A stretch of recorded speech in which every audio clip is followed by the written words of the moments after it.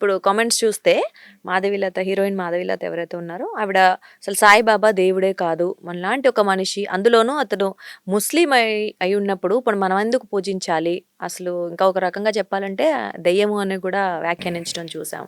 So ఈ comments పై మీరేమంటారు? మనం ఏ విషయం గురించి మాట్లాడాలైనా దాని పట్ల మనకున్న అవగాహన ఎంత, మనకి దాని మీద ప్రవేశం ఎంత ఉంది, అవగాహన ఎంత ఉంది. ఎవరు ఏదైనా మాట్లాడచ్చు, ఈ దేశంలో స్వతంత్రం ఉంది. అయితే మనం మాట్లాడేటప్పుడు ఆ మెచ్యూరిటీ లెవెల్ తెలుస్తుంది మన భాషలో. కానీ ఇప్పుడు అబ్దుల్ కలాం గారు రాకెట్ సైన్స్ గురించి మాట్లాడితే బాగుంటుంది, నేను మాట్లాడితే ఎలా ఉంటుంది. సో దాన్ని బట్టి మనకి తెలుస్తుంది, ఆ భాషను బట్టి కానీ మాటను బట్టి వాళ్ళ ఇది తెలుస్తుంది. అది జనాలేం పిచ్చివాళ్ళు కాదు, గమనిస్తుంటారు, చూస్తారు. మనం మాట్లాడినది మాత్రాన దేవుడు చెప్తేనే ఎవరు వినలా, మనం చెప్తే ఎవరు వింటారు అసలు. అయితే ఏంటంటే ఒకటి, ఇప్పుడు ఈ కామెంట్స్ వల్ల చాలామంది సాయి భక్తులైనటువంటి వాళ్ళు మనసు చాలా కష్టపడుతుంది. సహజంగానే మనం వాళ్ళు ప్రేమిస్తున్నాం కాబట్టి. ఇక్కడ అందరూ ఒక్కటే మాత్రం అర్థం చేసుకోవాల్సిన విషయం ఉందండి. సద్గురువు సాయిబాబా, సద్గురు సాయినాథ్ మహారాజ్కి జై అంటారు ఎవరైనా సరే. సద్గురు అన్నప్పుడు ఒకటే మనకు తెలుసుకోవాలండి, సద్గురు అనేది మిర్రర్, ఒక అద్దం లాంటిది. ఆ అద్దం ముందు మనం నిలబడితే మన రూపం కనిపిస్తుంది.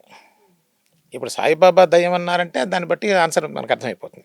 అంటే ఎవరైతే అంటారో వాళ్ళే దయ్యాలంటారా? అంతే కదా. ఇప్పుడు రామ భక్తులు వెళ్ళారండి సాయిబాబా దగ్గరికి, రామ భక్తులకి రాముడికి దర్శనం ఇచ్చారు. ఓకే, రాముడి రూపంలో, రాముడి రూపంలో దర్శనం ఇచ్చారు. లేదు, ఇప్పుడు గురుగోలప స్వామి భక్తుడు వెళ్ళాడు, ఆ గురుగోలప స్వామి దర్శనం అయింది ఆ భక్తుడికి సాయిబాబాలో. ఇప్పుడు ఒకళ్ళిద్దరంటే చెప్తారనుకోవచ్చు, అందరూ చెప్తారా? కృష్ణుని దర్శనం చేసిన వాళ్ళు ఉన్నారు, దత్త భగవానుడిగా దర్శనం చేసిన వాళ్ళు ఉన్నారు, మారుతిగా దర్శనం చేసినటువంటి వాళ్ళు ఉన్నారు.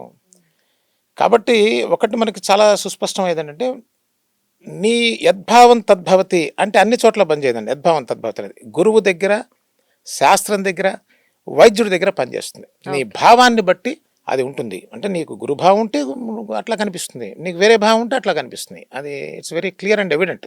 సో ఇప్పుడు సాయిబాబా దైవం అంటారా, గురువు అంటారా? అంత తేలికైన విషయం కాదండి. అయితే కొంచెం వివరణ ఇస్తే మనం తెలుసుకోవాలి కదా, కష్టం వదిలేయటానికి లేదు. ఇక్కడ చాలా జాగ్రత్తగా మనం అన్బయాస్డ్గా మాట్లాడాలి, not emotionally. Right. It should be logical so that anybody can understand, ఎవరైనా అర్థం చేసుకుంటారు. రైట్. మీరు అడిగిందంటే సాయిబాబా గురువా దైవమా? దైవమా? చక్కగా మనం ఒక సైంటిఫిక్ ఎనాలజీకి తీసుకొద్దాం, ఇది అందరికీ కూడా ఉపయోగపడుతుంది. దైవము గురువు అని రెండు కనిపిస్తున్నాయి కదండి. దైవం అనేది మతానికి సంబంధించిన అంశం అండి. ఓకే, ఇది చాలా పెద్ద పిక్చర్ని ఓపెన్ చేస్తుంది. ఇది అన్ని ప్రశ్నలు క్లియర్ చేస్తుంది యాక్చువల్గా. ఈ ఒక్కటి దైవం, అందుకోసం చూడండి, దైవం పట్ల జనానికి నమ్మకం ఉంటుంది. ఓకే, దైవం ఉన్నాడనేవాడున్నాడు, దైవం లేడనేవాడున్నాడు. ఉన్నారనే వాళ్ళల్లో కూడా నా దైవం ఫలానా అని చెప్పేటువంటి వాళ్ళు ఉన్నారు, నా దైవం పట్ల నాకు ఈ భావం ఉందని చెప్పేవాళ్ళు ఉన్నారు, నా దైవం వల్ల నాకు ఈ లీల జరిగిందనేవాడు ఉన్నాడు, నాకు జరగలేదనేవాడు ఉన్నాడు. అంటే ఇక్కడ దైవం అనేసరికి ఏమవుతుందంటేనండి, ఇట్స్ అన్ ఇండివిజువల్ బిలీఫ్. నీ దైవాన్ని చూపించు అంటే ఎట్లా చూపిస్తాడండి? అది వాడు బిలీఫ్ని చూపిస్తాడా? చూపించలేడు. అట్లా దైవము అనే పదానికి మనకి ఒక శాస్త్రీయమైన అర్థం మన జీవన శైలిలోంచి కనుక తీసుకున్నట్టయితే ఒక essence of it's all depends on your belief అండి. అందుకోసమే అక్కడ క్వశ్చన్ చేయడానికి అవకాశం ఉంది. ఉన్నది అని చెప్పచ్చు, ఉన్నదనగానే లేదు అని కూడా చెప్పచ్చు. ఎందుకని? వీడికి ఆ విశ్వాసం లేదు. అక్కడ దైవం ఉందా లేదా అని కాదు, దైవం పట్ల విశ్వాసం ఉన్నదా లేదా అనేది ప్రశ్న ఇక్కడ. ఓకే, ఉదాహరణ చూడండి, మన నిత్య జీవితంలో కూడా విశ్వాసం వల్లనే దైవానికి బలం. ఇప్పుడు ఏమిటి అంటే ఇది సైంటిఫిక్గా కూడా మనం ప్రూవ్ అయిందండి, మనం చూడొచ్చు. Science is not something different. ఇప్పుడు ఒక మనిషి బాధలో ఉన్నాడండి, కష్టంలో ఉన్నాడు, వాడు భుజాచి ఏం పర్లేదురా, మనకి భగవంతుడు ఉన్నాడు, ఆంజనేయ స్వామి ఉన్నాడు, ఆంజనేయ స్వామి మనకేం భయం రానగానే కరెక్టే ఆంజనేయ స్వామి దండకం చదువు అని చెప్తారు. అంతే కదా, భయానికి ఆంజనేయ స్వామి కదా. ఆంజనేయ స్వామి ఎంత ధైర్యం వస్తుంది వాడికి, నమ్మకం. అంటే ఈ నమ్మకం అనేది దైవం అండి ఇక్కడ. ఓకే, అందుకోసమే చూడండి, ఇది మనిషికి మారిపోతూ ఉంటుంది, గ్రూప్కి మారుతూ ఉంటుంది. దైవం ఎప్పుడు కూడా అది belief more towards like a religious side వస్తుంది. ఓకే, గురువు అంటే అది గురువు అనేది it's beyond all these things అండి. ఓకే, ఎందుకంటే దైవం పట్ల నీకు నమ్మకం ఉండటం లేకపోవటం ఉంటుంది, కానీ గురువు అనేవాడు ప్రత్యక్షం. మీకు అందుకోసమే కబీర్ దాస్ అంటాడు, గురు గోవింద్ ఇద్దరు గనక నిలబడి ఉంటే నేను మొదట గురువుకి నమస్కరిస్తే, ఎందుకంటే నాకు దైవం తెలియదు. ఓకే. ఆ దైవం లక్షణాలు చెప్పేది, ఆ లక్షణాలని నాకు చూపించేది, నాకు గమ్యం చేర్చేది నా గురువు. ఎవరికి మొదట నేను నమస్కరించాలి? గురువుకు నమస్కరించాలి. అయ్యా నాకు అద్భుతమైనటువంటి విషయాన్ని తెలియజేసావని కృతజ్ఞతగా ఉండాలి ఆజన్మాంతం. అప్పుడు గురువు చెప్పిన దాని ప్రకారం దైవాన్ని చూసుకొని దైవంలో చూస్తారు. యాక్చువల్గా గురువే దైవం, గురువులోనే ఉంటుంది. అసలు ఆ దైవం అనే ఆ డెఫినేషన్ చాలా అంబిగ్విటీ ఉందండి. అందుకోసం ఇంత కన్ఫ్యూజన్, ఇన్ని గొడవలు, ఇంత ఇబ్బంది జరుగుతుంటుంది దైవం పేరుతో. కానీ గురువు పట్ల ఎవరికి ఏ సంశయం ఉండదు. ఓకే. సో ఎవరైనా ఫాలో అవ్వచ్చు. అంతే కదా. ఇప్పుడు గురువు అనే వాళ్ళు ఇస్ ఎ ఫిజికల్ ఎంటిటీ. గురువు బోధిస్తాడు. ఇప్పుడు సాయిబాబాను గురువు అనుకున్నాను అనుకోండి, ఆ గురువు దగ్గర బోధ లేకుండా ఎందుకుంటా అండి? కరెక్ట్. కానీ ఇప్పుడు ఈ జనరేషన్లో కావచ్చు, ఇక్కడ సాయిబాబా మనకి ప్రత్యక్షంగా ఏవి చెప్పలేడు, ఎందుకంటే ఆయన మానవ రూపంలో లేడు కాబట్టి ప్రస్తుతం. అయితే ఒకటి ఉందండి, మానవ రూపంలో మీరు చెప్పింది కరెక్టే.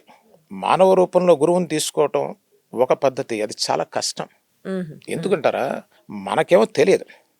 మనకు తెలిస్తే గోలంతా ఎందుకు? అంతేగా. మనకు తెలియనప్పుడు తెలిసిన గురువుని కనుక్కోవడం చాలా కష్టం. అందుకని సమాజంలో మనకేం చెప్తానంటే పెద్దలు, సదాశివ సమారంభం వ్యాస శంకర మధ్యమ అస్మద్ ఆచార్య పర్యంతం వందే గురు పరంపర అన్నారు. అంటే గురువు అంటే ఒకళ్ళు కాదు, గురువు అనేది వ్యక్తి కాదండి. గురువు అనేది జ్ఞానశక్తి. ఇది తెలియాలి first. It's not an individual entity. ఆ జ్ఞానశక్తి ఎవరి ద్వారా నీకు వస్తుందో అంటే ఏంటి అది ఇప్పుడు మనిషికి ఎందుకండి గురువు గాని దైవం గాని అసలు ఎందుకు చెప్పండి, లాజికల్ గా ఆలోచిస్తే? చాలా మంది మాకెందుకండి అంటారు. లైఫ్ బెటర్ గా లీడ్ చేయడం, అది అంటే లైక్ మనం ఏ పరిస్థితుల్లో ఎలా బిహేవ్ చేయాలి అది కూడా తెలియాలి, మనల్ని మంచిగా చేసుకోవాలి. That's a moral. Okay. That's a moral. No, ఒకటి గమనించండి, మీకు ఎంత ఉన్నా this is the fundamental logic అండి. Nobody can deny this. Okay.